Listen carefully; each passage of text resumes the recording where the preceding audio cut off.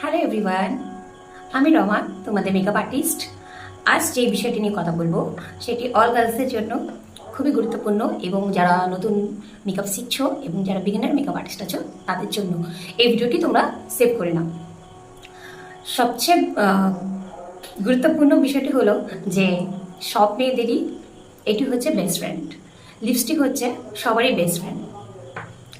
আজ বিষয়টি হলো লিপস্টিক নিয়ে। আমরা কেমন আউটফিট পরছি, আমরা কেমন আউটফিট কালার ক্যারি করছি, তার সাথে কোন লিপস্টিক আমরা ক্যারি করব বা লাগাবো সেটা আমরা অনেকেই জানি না। তাহলে আজ আমি এই যে প্রবলেমটি আছে আমি ক্লিয়ার করে দেবো।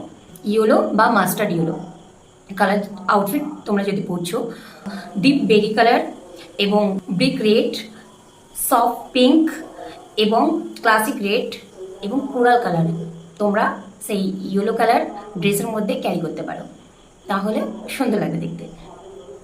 এবার রইল গ্রিন কালার।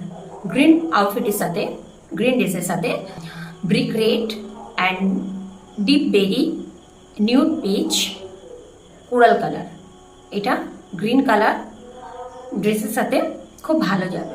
পিঙ্ক আউটফিটের সাথে রোজ পিঙ্ক, মুভ কালার এবং নিউড পিঙ্ক কালার খুব ভালো যাবে। এবার নেক্সট আসছে ব্লু কালার। ব্লু হচ্ছে আমাদের কুল কালার, ড্রেসের সাথে ব্লু কালারের nude peach, soft pink and coral colour যাবে। রেডের সাথে, রেড হচ্ছে ওয়ার্ম কালার, যেটা আমাদের হিন্দি রিচুয়ালে অল ওয়েডিংয়ে দেখবে ব্রাইডরা রেড পরে থাকে। রেডের সাথে তুমি maroon, classic rich red, cherry and nude colour পরতে পারো। ব্ল্যাক আউটফিটের সাথে তুমি wine colour, classic red, nude peach এবং মেরুন কালার ইউজ করতে পারো।